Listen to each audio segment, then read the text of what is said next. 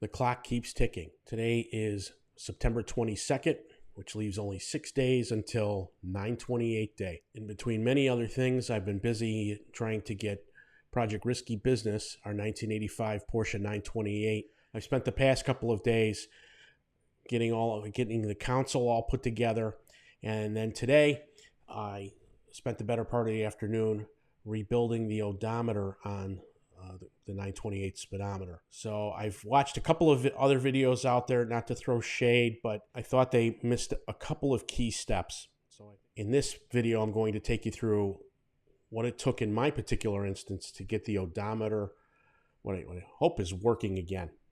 Stay tuned.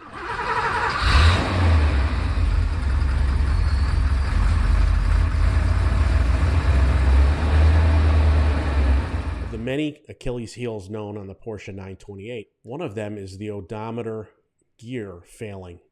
The plastic they used for the primary drive becomes brittle, and teeth break on the gear, and then the odometer doesn't work anymore. Our Project Risky Business was not immune to that. When we bought the car, the odometer was stuck at 121,721, oddly enough. So we don't know what the total, not only do we not have any documentation on the car, it was a barn find. We don't know how many miles have been put on the car since the odometer was broken. People will be quick to point out I'm tampering with the odometer. No, there's a difference between tampering and repairing an odometer. As I mentioned, the car stopped at 121,721. I'm taking into account when I make this repair that I need to add mileage. So I just rounded it up to 125 and some change. And hopefully that accounts for whatever mileage the car accrued since the broken odometer. Based on the wear and, looking when I did the oil pan back in the spring, the main bearings looked very good. So I have no reason to doubt this car is under 100, somewhere between 100 and 150,000 miles. So I was a little nervous about doing this project because you're dealing with nearly 40-year-old ribbon technology, and it's very easy to damage those plastic ribbons on the back of the instrument cluster, as well as damaging the instrument face itself. They're very delicate parts, very thin gauge wire. But I said, what the hell, we'll try it. The worst case that could happen is if we put the car back together and the speedometer doesn't work, I can, using my Rally app on my smartphone, I would have a speedometer until I have a real professional look at it. But I feel pretty good that what the work I did today fixed the odometer, and it should be a lasting repair. The gear that breaks is commonly there's an electric motor with a worm gear that feeds into this first of three sets of gears that runs the trip odometer and the main odometer. Unlike some of the other videos out there, at least they didn't describe it. What I found is that the odometer was jammed up. Even when I took the motor off, the other gears were not. You should be able to just turn them with your thumb and watch the numbers turn in the odometer.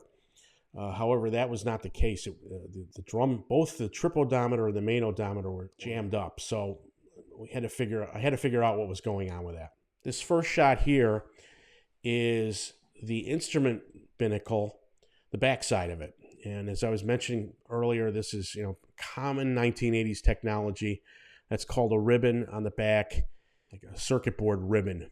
If I'm saying that, I'm more a mechanical guy than an electrical guy. So all those black things you see, if you're not familiar with it, those are the hold the bulbs that light up the dashboard in the various places. First step I needed to do was remove the back side of the instrument cluster from the instrument binnacle.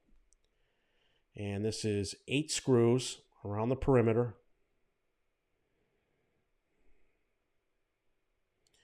All right, so here you see me taking out the instrument cluster, and now I'm just setting it back into the binnacle so that there's 4 screws that hold the speedometer into the main cluster. So I've removed those, and now that I lift that up, the speedometer comes out. You have to be very careful because there's a board plugged in on the back there. And now I just set the main thing aside. So here's a close-up of what I'm talking about.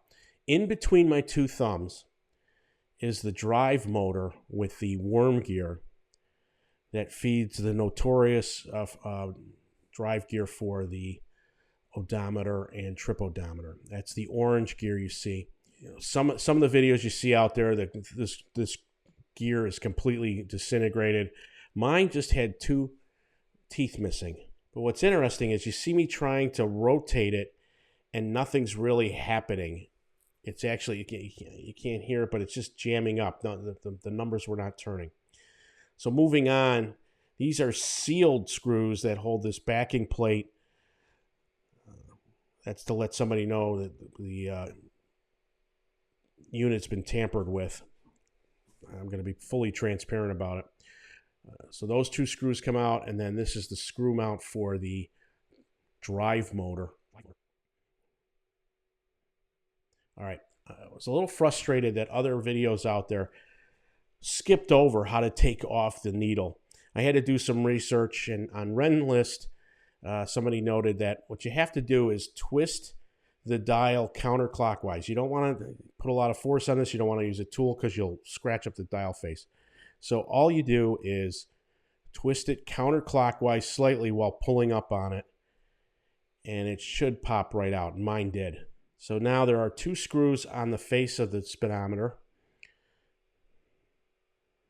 Need to undo those, or they're flat-headed screwdrivers. I'm just using one of my micro screwdrivers. So this is in real time. I just wanted to show you how careful I am with this. All right, the face comes off, and now you've got the odometer and trip odometer exposed. Once you have the dial face off, there's these 4 flat-headed screwdrivers, and this is the top mounting plate of the speedometer unit. That just lifts off from the board, and now you see, I believe that's that's called a rheostat for the speedometer, that silver thing. You see the good shot of the 3 gears that drive the odometer and trip odometer. And then that stick there is the mechanism. It's a spring-loaded mechanism for the trip reset. There's a big button on the dashboard, one of the 6 on the instrument binnacle. You press that and that resets the trip odometer. But here I am trying to spin, but the gears sort of turn at this point, but they're not control. You know, they're just, it's the drums for the mileage indicators are just stuck. So all right, so here I'm removing the speedometer rheostat very carefully. There's wires, and they're sealed on the side, so rather than try to risk breaking those wires, I carefully moved the rheostat to the side and attempted to work on everything that way, as opposed to disassembling that. Now here I'm removing, you can't see it, my hand's in the way. All right, so there's small C-clips that hold those 2 gear sets on. And there's a shot of the broken gear. It's only 1 tooth missing. Because the drums were damned, the numbers were not moving at this point, I had a hunch that tooth was caught somewhere in there and what was jamming everything up. Here I am taking the C-clip off of the black gear, and I'm using my screwdriver is magnetic, so I'm pulling that off very carefully, and that way I get that off. Well, off there, but those 2 C-clips have to come off. All right, with the gear set off, I could focus on trying to figure out why these numbers were just jamming up. And I removed the shaft for the main odometer, and that's the gear drive for it. And sure enough, a piece of the gear tooth fell out, and that's when I knew I had figured out what the problem was. So now I had to go about rebuilding the main odometer, and as I mentioned earlier, I was going to up the mileage on this, not lower it. So there's a difference between repairing and tampering, and that's the verb I'm going with, is repairing it. I will be fully transparent if and when I sell the car. So this shows you the shaft. There's no holder for these shafts. They just there's a clip on the one side, and that's apparently good enough to hold it in. So here I am trying to get the number set. There's with my right hand is holding the like I call it a flipper gear for lack of a better term. And as the numbers reach a certain point, i.e. the tenth of a mile marker flips, that causes these other gears to move appropriately and increase the mileage. So about where my left thumb is there is where the number needs to be positioned so it looks proper on the speedometer. Here I am getting the next number in the sequence. So I'm trying to get it so the 1 is there, and as you can see, I'm carefully checking to make sure the numbers look correct. And then it's just a matter of putting the other ones in, moving the shaft a little bit further in. And it's finicky. These are tiny parts. Big hands with tiny parts, never a good combination. I thought it was important to show this in real time rather than speed it up too quickly. So it takes a little bit of finesse here and patience. And then just moved on down the line. And what I'm trying to do here is I'm putting the gear in, getting ready to put the main gear back in. So the parts were in really good shape. It was just a matter of that one gear cog apparently broke like all the other 928s do. That jammed up the whole odometer. So here's a shot of me getting the gear sequence right.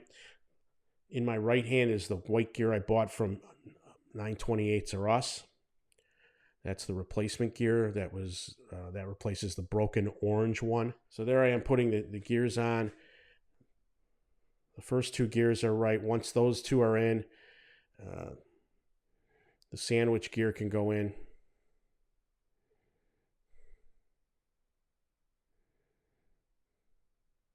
Now that I know everything's turning well, I can put the shaft back in for that. There you see it. Nothing special to that. I was pleased to see that. It was very easy to get in, and that whole assembly is very sturdy. See how easy that goes in. All right, everything seems to be working. So there's a shot of me using my magnetic screwdriver to get the C-clamp in place on that shaft. There's actually 2 of them. One goes on the black gear as well. I only managed to get a shot of the one going on to the new gear. But I strongly encourage you, use a magnet or have a net magnet nearby, because if that thing goes flying, if you don't get it right, it will go flying. So now that I know everything's working, you can see here it's a good rotation. You can see there it's going properly, and it's able to move, and that rotates the main numbers as well. There they go. So now that I was happy that the gears were working properly, I could put the speedometer back together. So once I was comfortable the numbers were working, here I'm making sure the odometer face looks good, everything checks, and so it looks a little kludgy there, but trust me, it works. It's all together. Here I am putting the dial face back on, and just like before, you need to turn it clockwise slightly as you push down on it. So you have to account for the fact that it needs to be back to 0.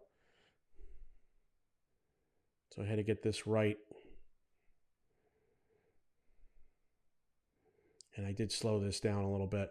But here I am putting it on. I'm actually going to go counterclockwise as I push down on it to get it back on. All right. Then a couple flicks here. There you go. And it's back to... It looks like it's below 0, but it's just the angle of the camera.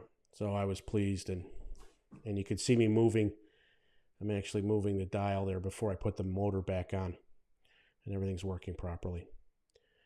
All right, so now that I'm happy everything's back together, I can put the unit back into the instrument binnacle. So the board fits on the bottom. There's 3 rubber grommets that hold it, and that actually plugs in to the bottom face of the instrument binnacle. There's 4 prongs in there. I didn't show those, but you have to make sure you mate those properly, because that's what controls the speedometer, I'm assuming, and maybe some other diagnostics. But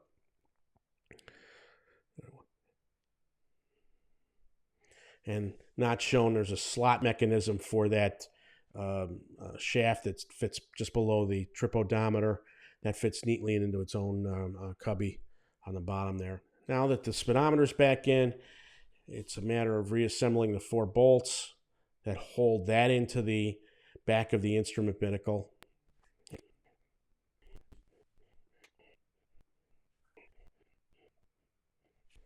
All right, then the last 8 screws are around the perimeter. Speeding this up, I don't need to bore you with that. Those 8 screws go in and you're in good shape. And there it is, back together, ready to be put in. So that was the main focus of the day. That wasn't the only thing I did today. I also got the console back together. I put the switches into the console as well as the HVAC. Tomorrow is September 23rd. It's a Friday, and our good friend Nick is coming over to help. We are going to start putting the car back together. And so our goal tomorrow is hopefully, we can get the dashboard in, the instrument binnacle, and the center console, at least back to a point that I can start the car.